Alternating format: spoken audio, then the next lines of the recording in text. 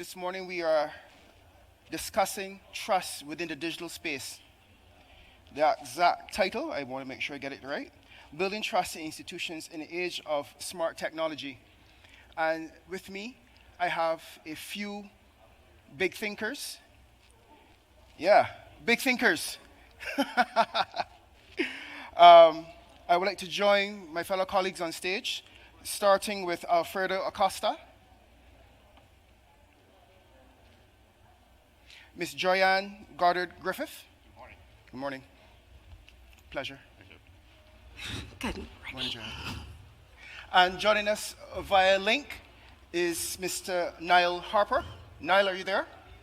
Neil. Neil.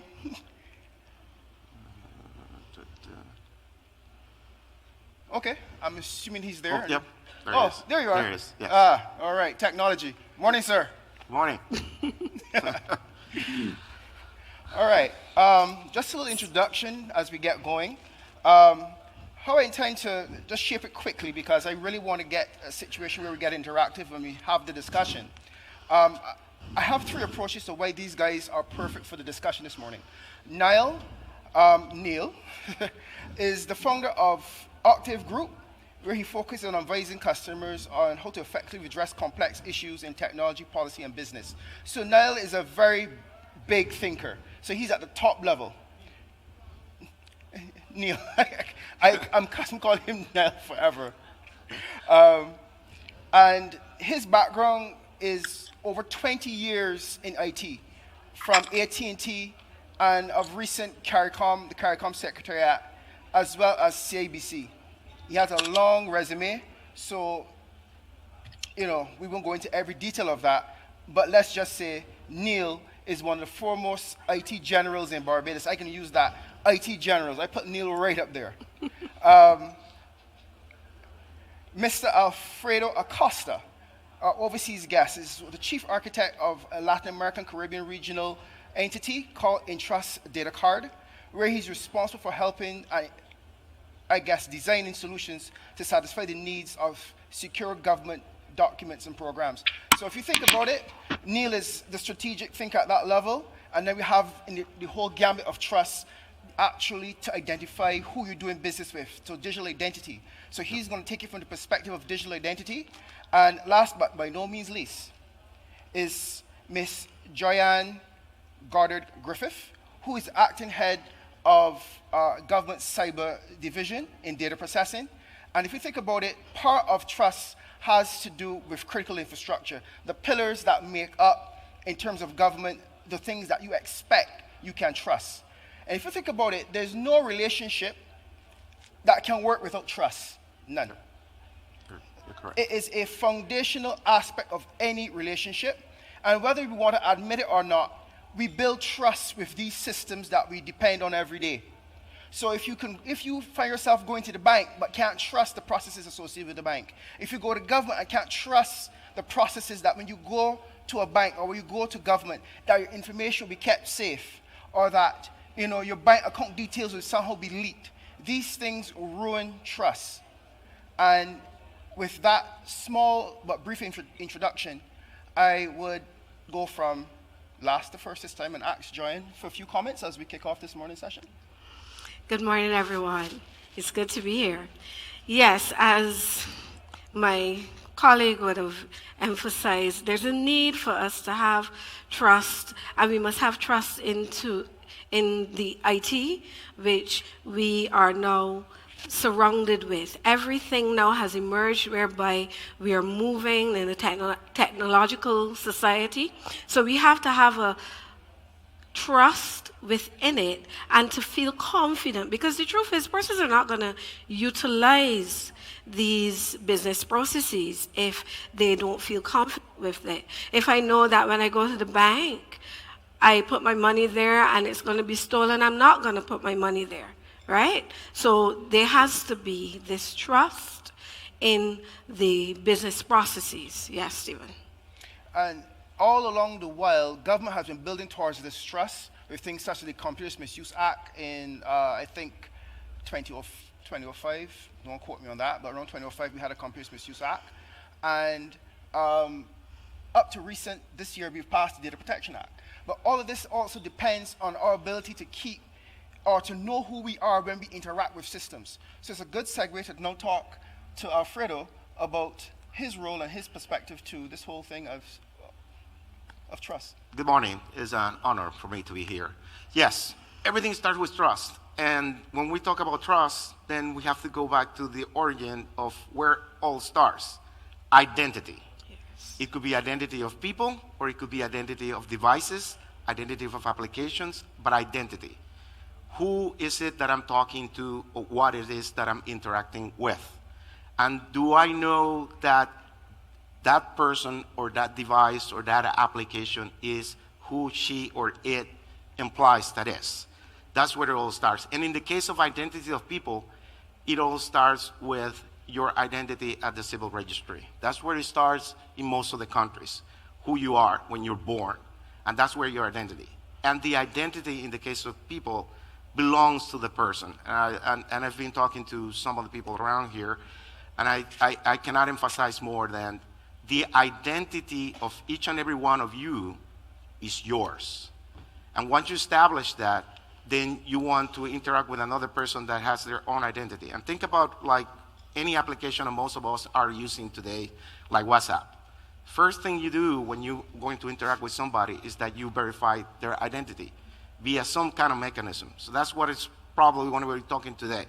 There are mechanisms to make sure that who you're talking to is who she or he is. Thank you. Yep. And all that is built upon our strategic direction. This doesn't happen by accident.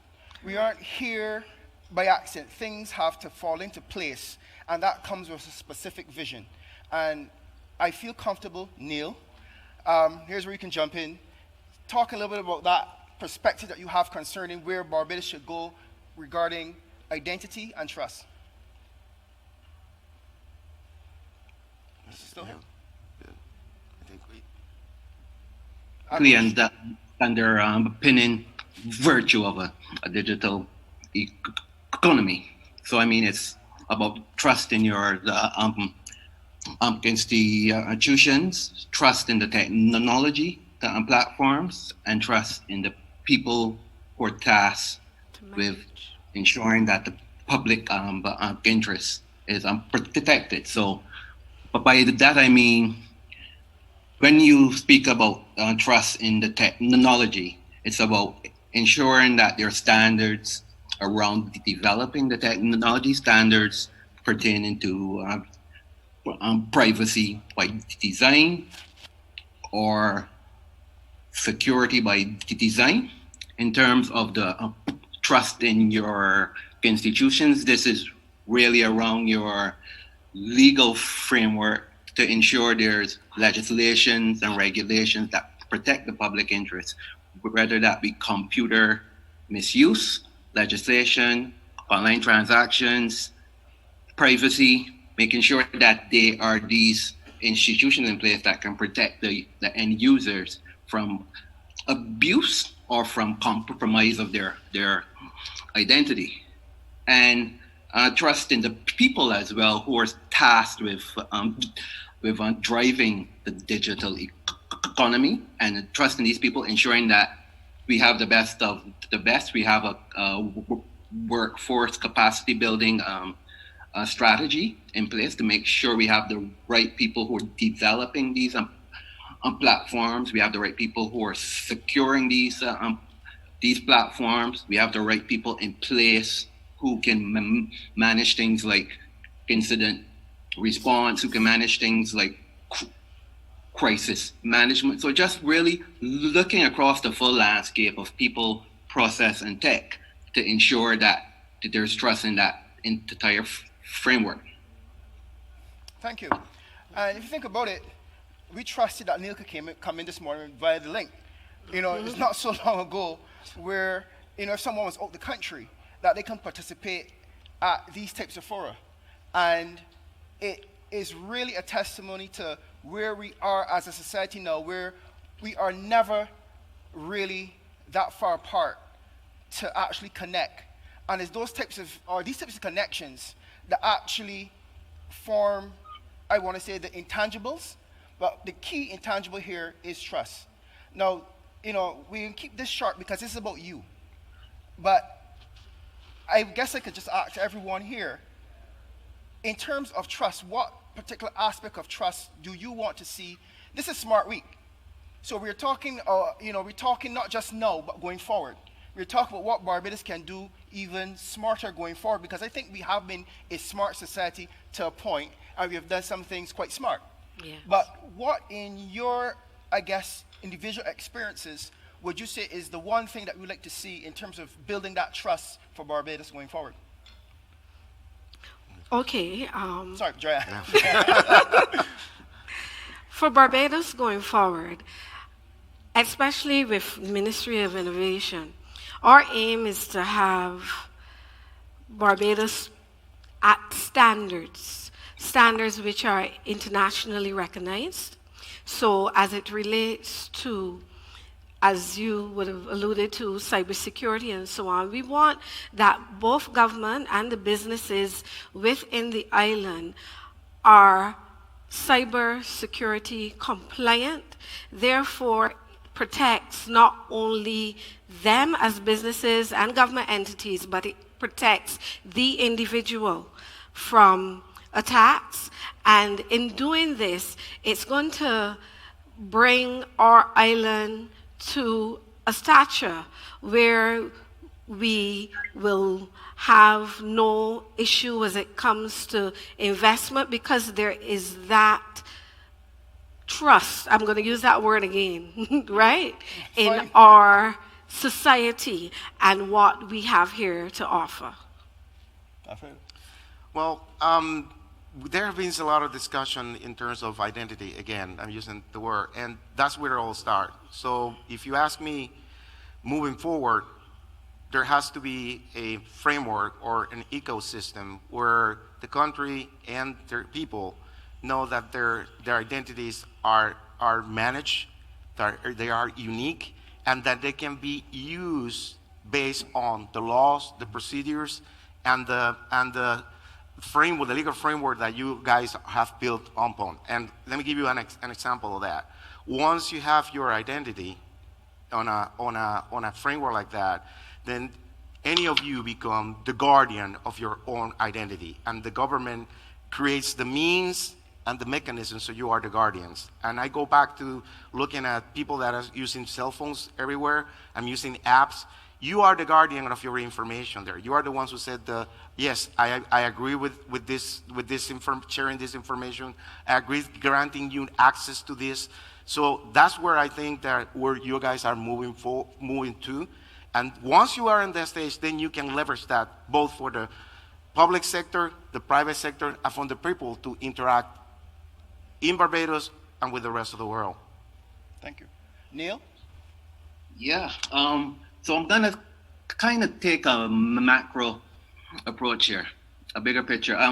In terms of trust, I think a good step would be to look at the development of a national cyber security strategy. Yeah. A strategy that's multi-tiered, that brings together various aspects from our policy and strategy, culture and society, education and training, regulatory frameworks, and we're really bringing all those different pieces in together to ensure that you're creating an approach or a strategic plan where you're looking at how best to prepare the country to respond to cyber threats, as well as kind of set a foundation to address emerging threats as well. So just for example, there are a number of critical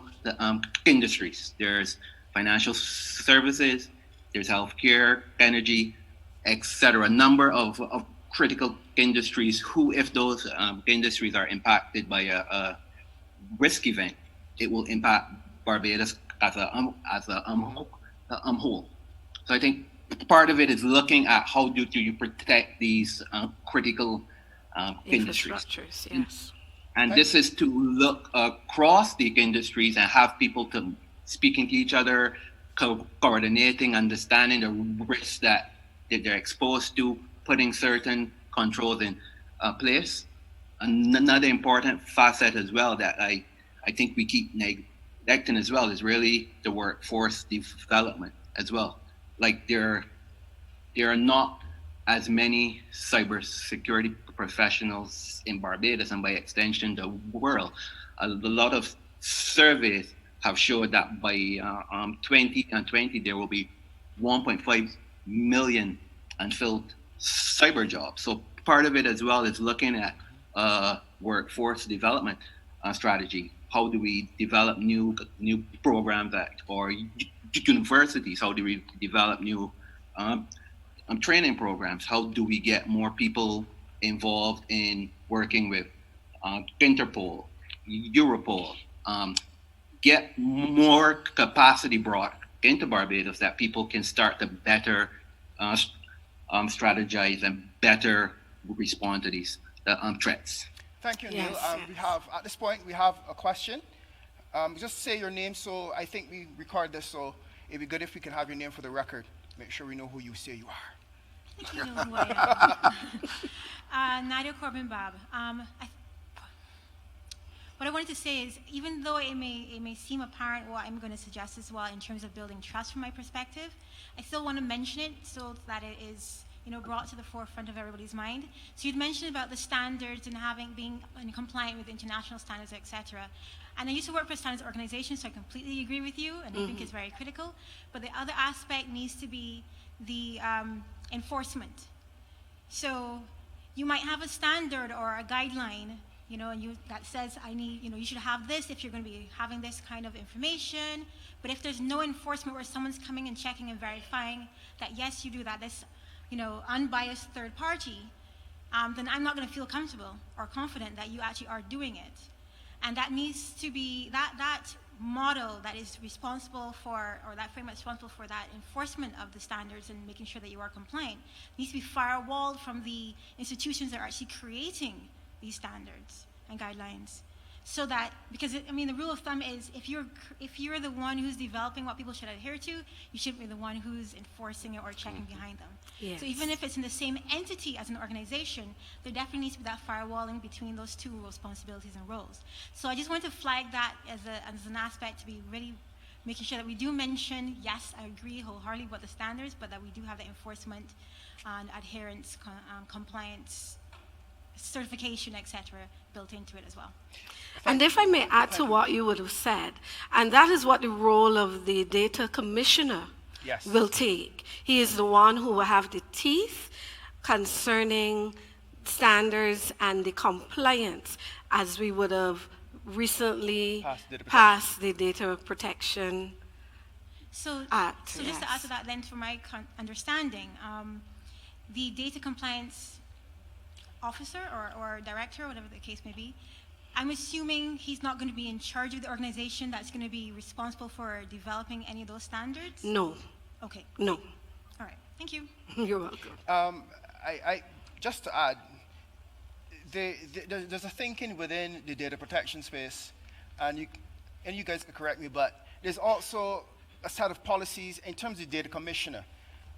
It's supposed to be an independent body, free-thinking person could set those standards from an international perspective, but there's also a role, and Neil alluded to it, when you talk about new jobs. So I'm glad I see in the audience today a lot of young people, because I think that we focus so much on existing jobs that we don't give enough attention to new jobs that are coming. So there's a role also within the organization called the data protection officer, whose job is to be independent of the organization structure. So I think, and that's part of trust. So I don't know if you guys want to take a little stab at that. Neil could probably take a stab at it. But it goes to what you're saying, where that particular person doesn't come up with the standards with the company. The standards are set. That person's job is to be independent and ensure those standards are actually being met. It's all part of a trust network that goes in hand with government, the private sector, and individuals who must also be aware of their trust responsibility as well. So what do you guys think in terms of that? I will touch on that. So, in in terms of the data protection officer, really what that function is internal to a business or an organization, the data protection officer's responsibility is compliance with the privacy framework in the country. But really, that person is also tasked with developing the data privacy framework within a company. So looking at risk assessments, looking at conducting an information assets inventory, looking at ensuring that there's a breach response procedure in place, ensuring that all of the legislative statutes that put certain requirements on business, that the business has people, process, and technology in place to ensure that they're compliant with the requirements of the legislative framework. So as Stephen did say, it's really about standards. It's creating a standards-based, a guidelines-based, a process-based approach within the company to ensure that your company abides by and adheres to your privacy laws. Thank you. And this is the IGF forum. So we had Smart Week. It's almost 2 days of a certain level of high thinking. This is now about you, about civil society. And I want to bring home that civil society themselves, individuals themselves, have a role to play here. It's just not all about top-level policy. And individual identity and individual responsibility. You would like to? Yeah, I was going to add something to what she said. Yeah. So in the Caribbean and in Central America, there are several countries that not only are doing what you guys are, but are generating new infrastructure that is managed by different agencies, like a general audit. And that audit takes the information from the whole system, the whole ecosystem, and prepares a framework where citizens, as I said when I started, which are the owners of identity, are part of the guardian and compliance insurance. You as society, has to play an active role on all this. It's not the government just checking that if things are being done correctly, but you will have to. And I'm going to give you an example that people that have a credit card knows. A bank will give you a credit card, and there's a role that you have to play on your side. You have to guard that physical card. That's your responsibility, that somebody doesn't take it, and you have to know where your card is. So the same thing happens with your identity. You need to know what is going on with it, what is happening, how it's being handled, and the responsibility on the other side of the government is to give you the means to do that.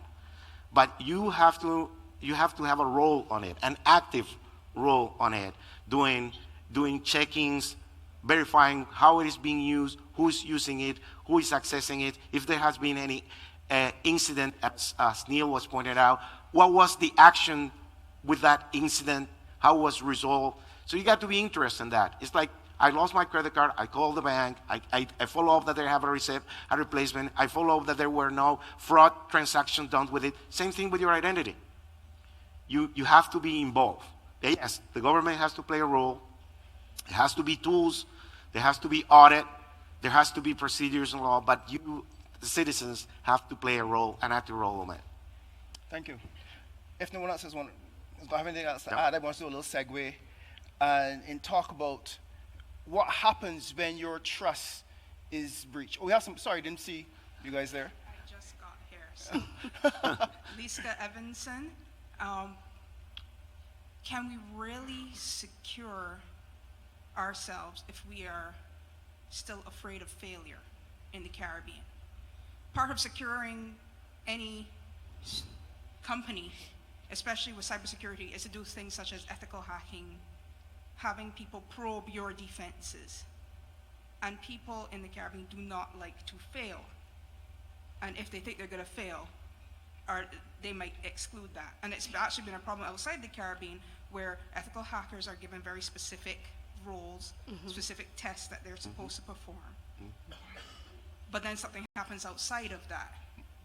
And then after the fact you say, oh, well, that was obvious, but it wasn't tested because that was something that people kind of know that they're going to fail, and they kind of just, I'm going to push that back and work on that later.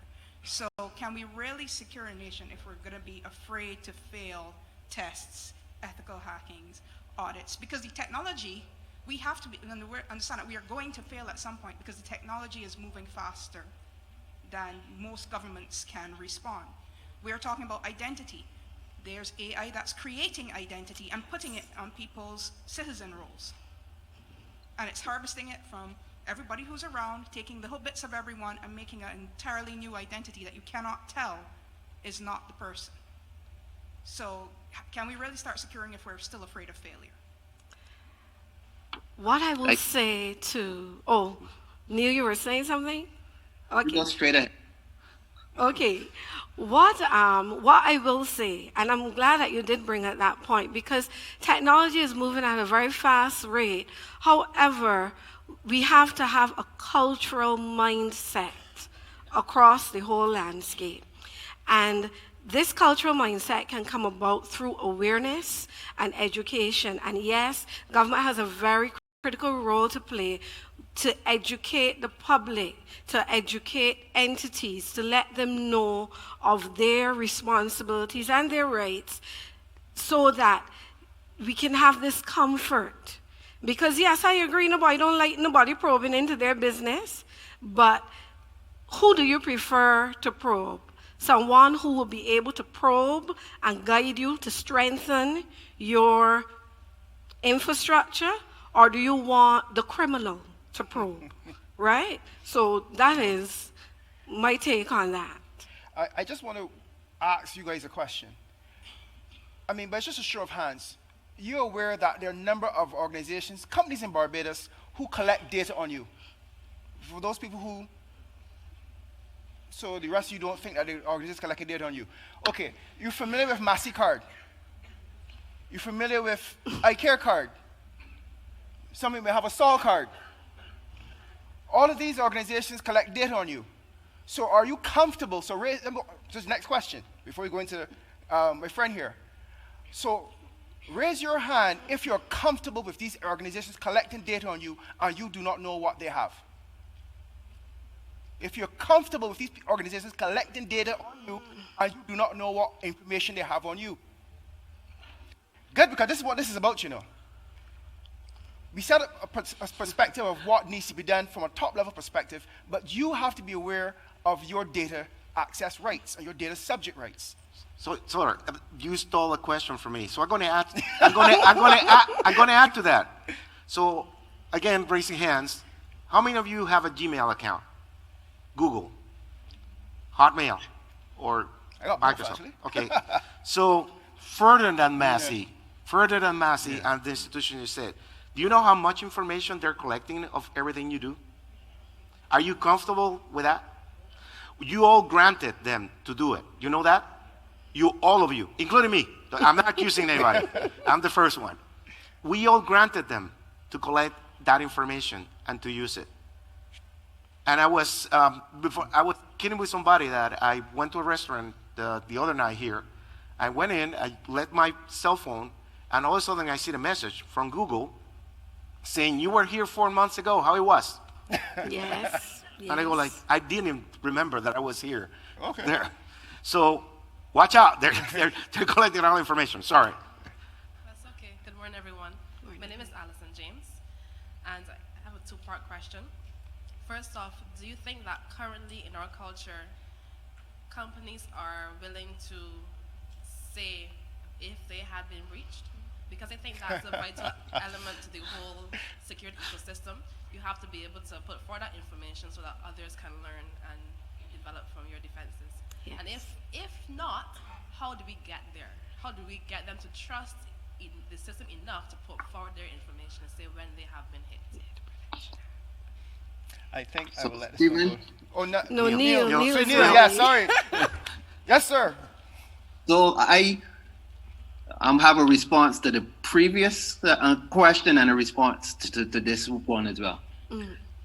So in terms of the fear of being breached or the fear of being compromised, I think there's this outdated mindset in privacy and security, which is referred to as an assumption of protection, where privacy professionals or cyber professionals spend a lot of time and energy and resources on protecting against attacks. So, they build firewalls, they build intrusion prevention systems. There's a lot of resources spent on protection. But the reality of things is that you cannot protect yourself against a cyber attack. So many cyber professionals are now, well, not many, but a number of cyber professionals have now moved to a different approach, which is called an assumption of a breach. So while you focus attention on protecting yourself, you also focus attention on responding to a breach. Correct. So putting the right technologies in place, the right processes and capacities in place that you can respond to a breach in a timely and effective fashion, that you minimize the impact, you minimize the damage, you minimize the financial loss. Yes. So that's one piece. The second piece now, in terms of, are companies willing to or prepared to let people know when they're on breach? So there are a number of negative impacts associating with a breach.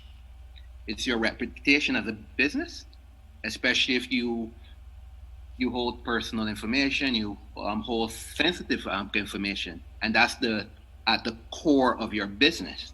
If you're a breach and you let people know, then it impacts your reputation. It's financial impacts as well.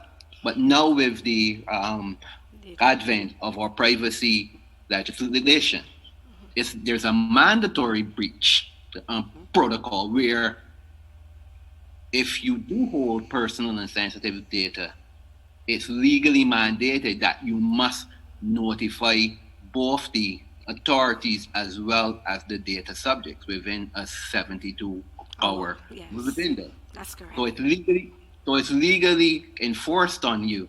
And for a long time, we have not had mandatory breach in Barbados. So where many companies, I've spoken to at least 24 businesses who've been breached and who've held a lot of personal and sensitive data, and they've never told their customers, they never told their investors. But now that is a legal requirement, you can't avoid that, and it comes with a fine, as well as I think there is some penalty in terms of time in prison. So I mean, it's something that now companies are literally forced to do. Yes, that is the case. Within the Data Protection Act, you have to report the breaches 72 hours within the time of the breach. Yes, Stephen. Hi, good morning. I'm June Paris. Niall, he's just actually answered the question I was going to ask, because I'm saying, yes, we know that they're looking at our data. We know they keep the data in the system. But how can we trust them to do exactly what Niall just said, to notify us when there's a breach and to keep everything sort of confidential? But he's already answered, so I just want to add to that. Can I also add to what Niall said? Yeah. One, it's important that companies of a certain size and are processing certain types of sensitive data have a data protection officer. That person's job is really to be almost independent. They're almost a surrogate of the data commissioner, as in they work for the company, they're paid by the company. But their job, first and foremost, is not to the company per se, but to all of the company's clients and their data. So their job is kind of a ticklish one, because they sit between the company and government. So they kind of are legally bound in such a way that they should be ensuring the company reports these breaches. So it's not that you can hide the breach and say, "Ooh, the government didn't find out." Because if you're, like, for example, the hospital, if you're that company that has massive amounts of data, some may be sensitive in certain regards, and I don't want to jump what's coming next, because we're going to go deeper into that in another show, another segment today.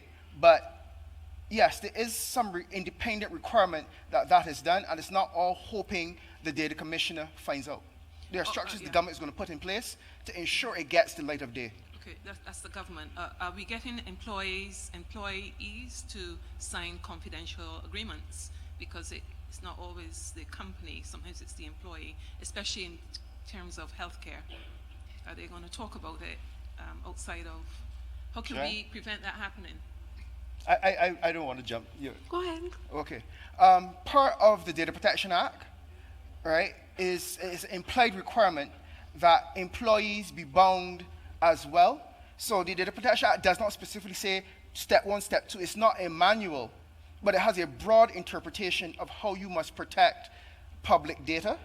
And part of that implied responsibility is a set of responsibilities for employees as well. Because at the end of the day, even if an employee screws up, unintended or otherwise, it's the company that's going to hold the public scrutiny and the responsibility. And once businesses find out, as Neil said, that there is a real tangible fine and some jail time behind it, you will find that companies will put what is required in place to ensure that they protect themselves. Am I right, Neil? No, yeah? That's true. Yes. Well, so far we haven't had a data breach in Barbados, so I'm keeping my fingers crossed. I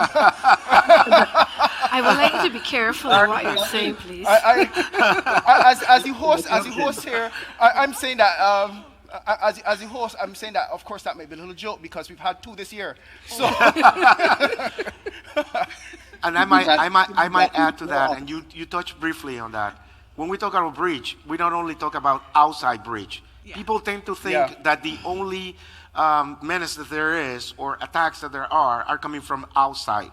You got also to think about the inside attacks, the inside job, or the enemy within, however you want to call it, both in the private and the public sector, because we're talking about companies and companies. Correct. Public sector manages a lot of information about all of us. So it's both outside and inside. So now I know you've had 2 breaches. that I know, that I'm aware of. That I'm Steve Williams, I'm aware of. Thank you. Thank you for the question. What I want to add here as well is that there's also going to be an initiative. That is why, as Neil would have alluded, we are building a framework and building a policy because we're supposed to have a national cyber security response team. And the reason why you are reporting the breach is so that persons would know of what is going on and then will be able to build reinforcement to what is going on as well. Okay, so there's another element of trust. And while we were, I guess, had a slant towards security, there's also a side of trust that has to do with being fair. And it's not a breach. So example, I always give this example when I give my talks on data privacy. And the one goes back, and I'm going to try to be quick about it because I have about 10 minutes left. For those people who are old enough, remember Chubbies? Oh, okay, young people going like, is that anyway. I always go back to my best friend who basically was denied credit via one of the merchants because he owed Chubbies about $2 or $20 in returns. And so, there's a tapes, VHS tapes. Look it up, VHS tapes. Right? Right? Who owed a few dollars in VHS tapes, but Chubby's closed. But the credit company that had the data saying that he owed Chubby's had on record that this $20 was owed. But the company collapsed and was no longer existing. So who was he to pay that $20 to? So where is the trust? No, he trusted that when he went to that financial institution, and to the best of his knowledge, he didn't have a credit problem. But so he thought. So there's a part of this discussion that has to go with not only trust in relation to ensure my data is safe, but ensuring that my data, if there's an error in my data, that it can be changed. So why I place this on you guys, and I'm saying we up here have a pretty decent understanding as it relates to trust. There's a big level of trust the government is placing on the public to get a level of understanding and involvement in knowing what your rights are, and knowing that that business can no longer do that when the act is proclaimed. Because although I talk about data protection, it's not been proclaimed yet. I think part of this discussion is to ensure that government sticks to its proclamation and do it. But it depends on you being active citizens as well. Yes. Joanne? Yes, I'm in agreement with everything you said there. Whereby if you look at the Data Protection Act carefully, there's a responsibility on the individual, the businesses, public and private, and therefore, it is important that persons are aware and educated to these things. Now, when it does come into effect, we have to have a timeline whereby persons are educated, but also to the point where each person can understand what is going on. I mean, in John Public, you know, the average person knows what is going on and what rights they have and responsibilities. Ms. Corbin. Yes. Okay. Yeah, and the other part is understanding that while a company's collecting data on me, I should have access to that data at any point, and I should be able to change or deny that access, or I should say refute. I no longer want you to have that access. So when you look at the Privacy Acts, you know, the GDPR, the Yes. PIPE bill from Canada, the CCPA from California, if you're doing businesses with those organizations, those countries, in there you would see that, you know, you have a right to say, what information do you have on me? I don't want you to have that information on me, or you need to change that information and you can only collect certain things. And a lot of people don't know that, so I think as Correct. part of the sensitization and awareness raising to the citizen Education. is that aspect of it. Because even something as simple as having a website where you have, all websites now need to have that, you know, privacy policy stating what you do. In there, they also need to say what they're doing with the information, even if they're sharing with third parties, that third parties also should be conforming to their rights and the regulation, the acts, etc., and that you as a consumer, you as a visitor, has access to see what I've collected. You have easy access to view it, and you have the right to say you no longer want me to collect it, or you want me to change some aspects of it. Yes. See? Yes, that's correct. I like citizen empowerment. I do. I like when, you know, people are aware of their rights. I think it's critical to part of protection as well. I mean, if you do not know what you're entitled to, how can you protect what you have? Correct. Neil, any thoughts? Corey, we're about to wrap up. I'm seeing a lady with a sign. She doesn't flash it at me yet, but I want to make sure that we get all of our thoughts out, you know. Yeah, I want to just make a quick clarification. While data subjects do have a broad list of rights in terms of, you know, the right to access, the right to amendment, etc., those rights are not absolute, because there are a number of exceptions within the privacy framework. Whether it's public interest, it's law enforcement, it's safety and security, it's for healthcare reasons. There are certain instances where the government or even some commercial entities don't have to give the data subject certain rights for deletion, certain rights for amendment. For example, if you're a pedophile and you're on a registry, you can't come to the government and said, well, I want you to change it.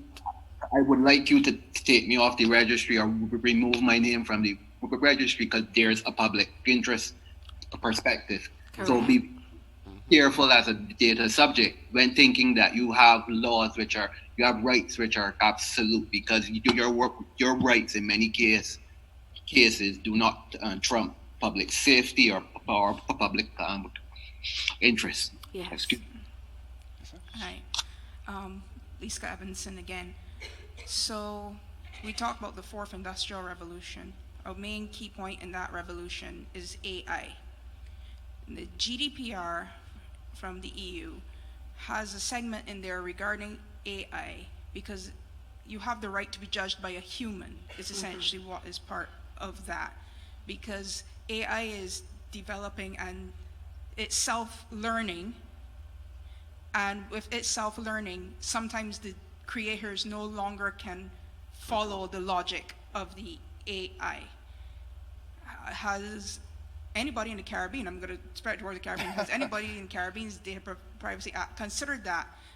Because our demographics are typically, population-wise, some that would normally not be picked up well by AI by camera recognitions and facial recognition cameras. We just have demographics that already are counter to a lot of the existing AI. Thank you for the question. Neil? Yeah, sure. To the best of my recall, and this is from my last read of the legislation. There is definitely a clause where it speaks to automated processing. So that would be artificial intelligence, that would be any type of analytics, any predictive analytics or decision support systems, which makes automated decisions which may disadvantage or disenfranchise an individual. So the subjects have a right to not be disadvantaged by automated processing. So for example, in Singapore, there's this proposal by the government that all people wear Fitbits. So you wear a Fitbit and the government has a full repository of your heart rate, of how regular you exercise, a lot of your health statistics. And then they can decide if to give you health care, or insurance companies can decide if to give you health care. The government can decide if you're a health care risk. So you're being disadvantaged by the fact that there's automated processing or decision making. And the data subjects have the right to not be disadvantaged. Right? And that's a very important aspect of privacy and data protection. And that's something that we should put a lot of focus on, especially for things like insurance, for things like no-fly lists, many different aspects of society that are becoming more and more automated and depending more on automated decision support systems that they don't disadvantage people. For example, as well, facial recognition, or even if someone refuses you a service because of where you're from, the location you're from, or your background. All of those there are no specific pieces of legislation that protects the public from being disenfranchised. Thank you. One final question. I just wanted to follow up on the last question comment. Sometimes with legislation there are unintended consequences, even though notwithstanding the good intentions of the legislation. I think with something like GDPR and all the derivatives of it, I'd consider GDPR kind of like the flavor of the month, but there's no denying that the right of the individual to own and control what happens to the data is a good thing. However, where AI is concerned, that becomes a business process as employed and therefore a trade secret. And one of the fallouts from it is that it could actually impair or impede innovation. Because if you're put in a position as a business where the law says that I have to disclose, if you, let's say you've applied for a job or you've applied for a loan and the AI component was the part that made the decision, you have a right to get a determination and also to get a full disclosure as to the process that was involved. As a business, I may not want to disclose that process because it's my trade secret. I don't want to give it to my competitors. And therefore, the question becomes, do I withdraw myself from that market or from that business? Thank you. I think this is a good point. I mean, if there are no other additional questions, because I think this is a good point for us to start kind of coalescing our thoughts around it. It was, a good session, and I guess I could kind of urge people to get involved and stay connected to what we're trying to achieve here at Smart Week, and of course the IGF Forum. And I just want to add to the issue of AI from the perspective of what we try to start with the Data Protection Act. I think that it's a start. More often than not, people think that we make silver bullets in Barbados, and that once we fire the Data Protection Act, that's it. Correct. That is, with no changes, No. there's No no amendments. regulation. No. There's it. We done. I mean, we did the Data Protection Act. There's nothing else to do. Once you're part of the technology ecosystem, there'll always be change. There'll always be that which you have to go back and adjust. So, I mean, with 1 minute to go, final thoughts, guys, quickly? Well, I would just like to encourage the public to make sure that you are aware and you know what is going on. Please don't be left in the dark. You know, go out there, look at the Data Protection Act, see what your rights are, see the responsibilities if you have businesses and so on, so that when everything is in place, you are able to go smoothly ahead. Alfredo. Yes, I will encourage every one of you as you guard your information, your digital identity that you already have with the apps that you're using, the same way you do that, the same way you care about what you do with your mobile phones and all the information, do that with your identity in front of your government. Participate, be active, because that's the only way you can check and have the government on check, and then the government will react and act upon based on the infrastructure or new infrastructure that it has to be created, legal or technical. Neil? Yeah, there are a number of existing business models in Barbados, a number of existing business processes that are actually not rights respecting. There are a number of the businesses in Barbados who collect data. They don't properly secure. They don't properly manage personal data and sensitive data. And it's really incumbent on you, the data subjects, to ensure that you're holding these businesses accountable and responsible. And now there's a strong piece of legislation that gives you legal support, legal backing to ensure that your privacy rights are not stepped on, and that there is recourse, legal recourse, and there are punitive measures that come with an organization or even a government per se abusing your privacy rights. Thank you. And my final thought is to just let you know, Smart Week, Neil and I are part of a government, I guess, think group on cybersecurity. There are a number of different things happening. The Data Protection Acts, Companies Misuse Act that we had way before, that needs to be looked at too. But just to let you know that amongst all of that is you. I think the biggest part of privacy is the ability to educate ourselves, to know what we do, to find as much about what we don't know, so we know, or we don't know less and less. All right? And on that note, I just want to wish you all the best. We're going into a weekend, and thank you for coming out and participating in this seminar. And please stay for all the others because it only gets better from here. And on behalf of my panel, thank you again. Thank you. Thank you, everyone. Take care.